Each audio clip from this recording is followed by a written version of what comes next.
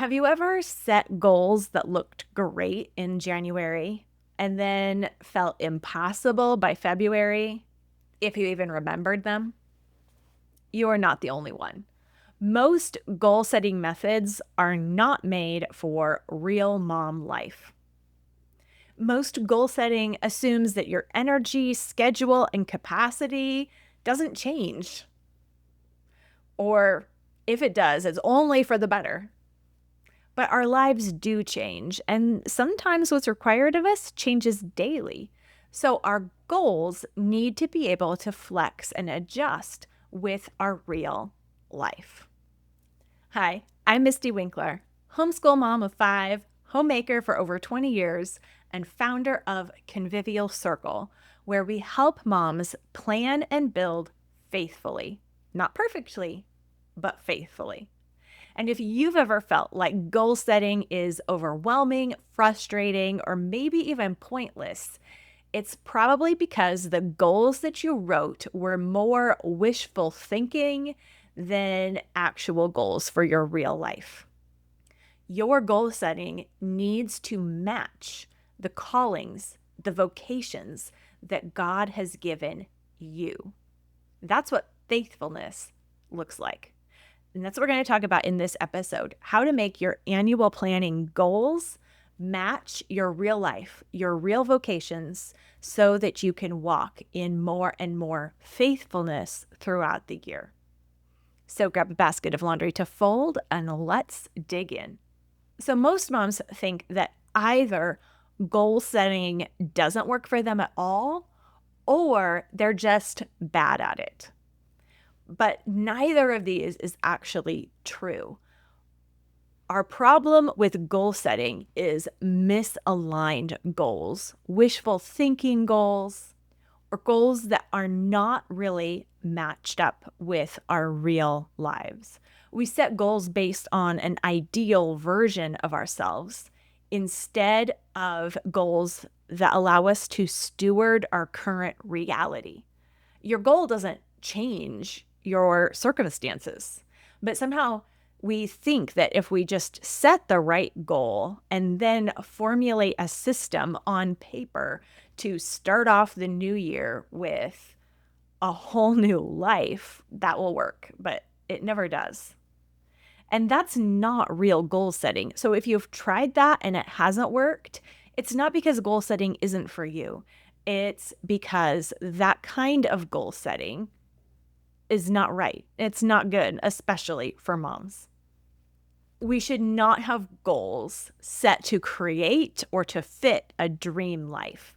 We need goals that are designed to work with where we're actually at in our current circumstances, our actual life that we are living right now. I know that when your plans or your goals don't match your current reality and responsibilities, they make you feel guilty or behind and therefore discouraged. And you'll assume that the problem is with you. And whether the problem is you or the goals, you're likely to give up goal setting. But you can do goal setting in a better way that will not make you feel guilty, but will actually help you seize the real opportunities in front of you for what they are. Faithful goal setting or goal setting for faithfulness doesn't start by imagining what you wish your life looked like and then planning out steps to get there. Instead, they start by reviewing what God has actually given you to do right here and right now. So the first step of goal setting is looking backwards. That's what we talked about in our last video. So you might want to check that out up here if you missed the last episode. When it comes to setting goals for faithfulness, your current reality, your current season, your current capacity matters. Your relationships that you have right now, your responsibilities, that makes a huge difference to your goals. So unless you spend some time thinking about and analyzing and recognizing where you are at, you're not going to be able to make a plan for the next steps.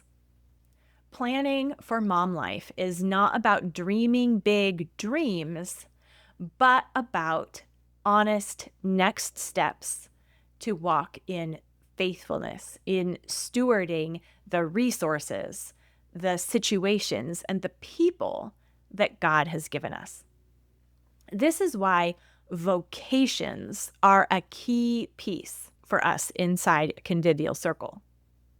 We work through a process to name our vocations after we've recognized them so that we can use them within our planning framework.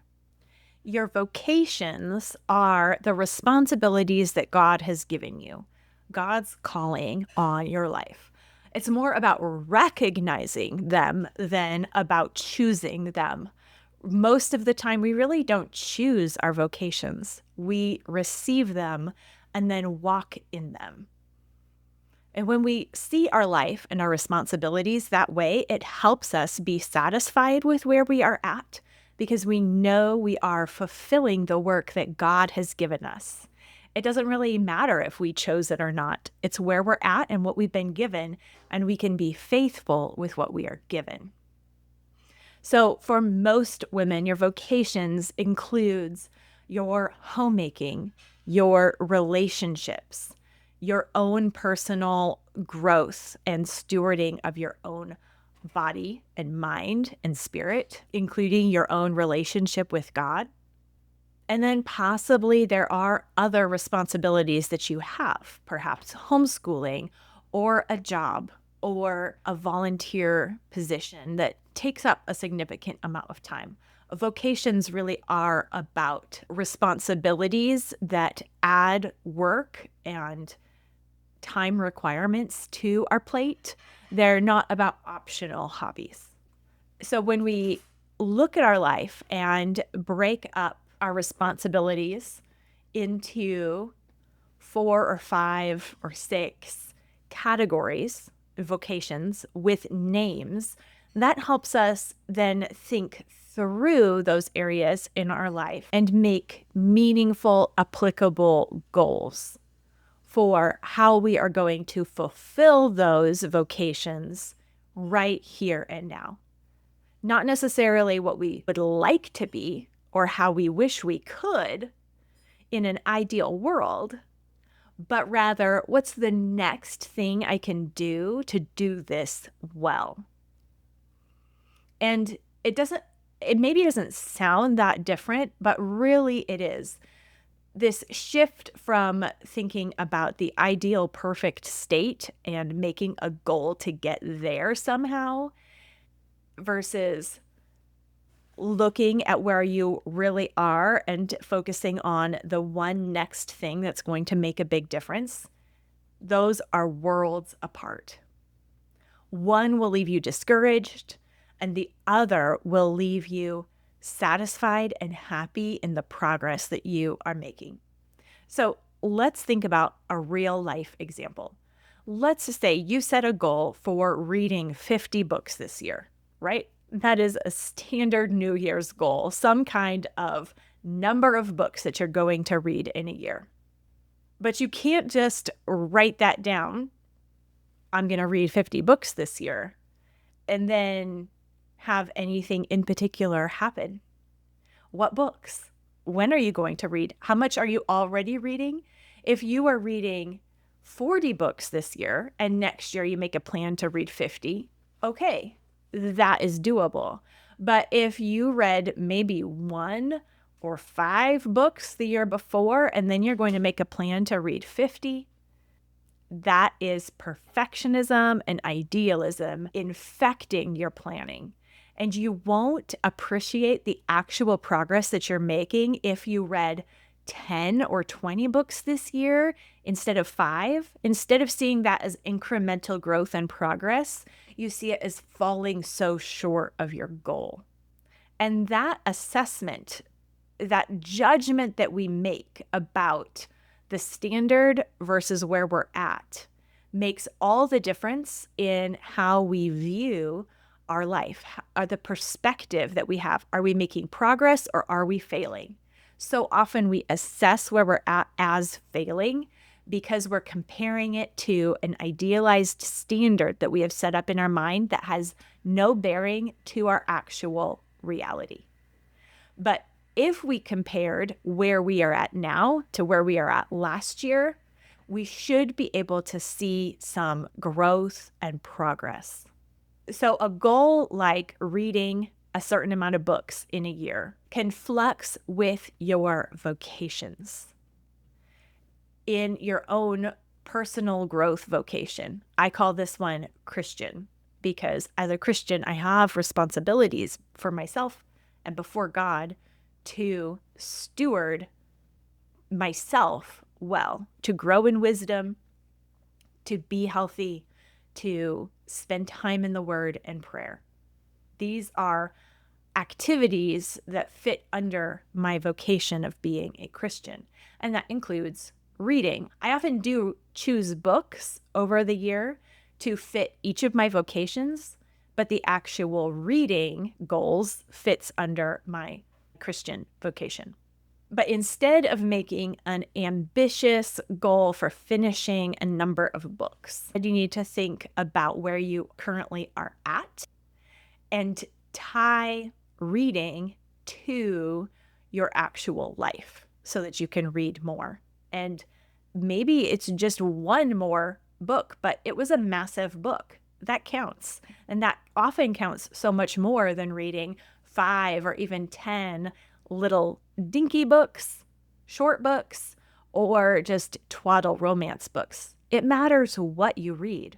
So instead of making just books finished a kind of goal, choose a significant 3 or 5 books that are really applicable to where you're at right now, and then look at building in an increased habit of reading.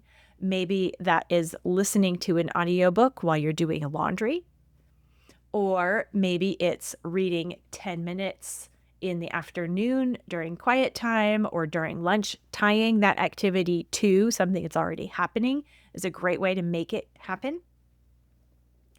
But this is a whole different kind of goal than the ambitious finishers type of goal.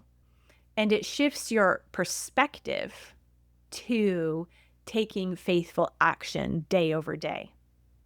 And you also know that that action is truly tied to your responsibilities, to your vocations, instead of just an imaginary, elusive goal of being better. So the good news is you do not need bigger goals. You don't need goals formulated in just the right kind of statement, like SMART goals or SMARTER goals or whatever the current acronym is. You need goals that are rooted in your vocation, that match your current season and circumstances, that have built-in flexibility, and that help you make incremental progress where you're at. And that's exactly what we build together in Ready 5 annual planning inside Convivial Circle, which we are just starting right now. So it's a great time to join. Our kickoff workshop happens on Wednesday, and then 1 hour a week from now through December, we are going to review, reflect, reset, refresh, and then ready ourselves for the year to come. You can set a faithful direction for 2026 and build flexible plans that you can follow through on. Come plan 2026 with us for faithfulness, not perfectionism. Join Ready 5 inside Convivial Circle by going to convivialcircle.com. We will repent, rejoice, repeat.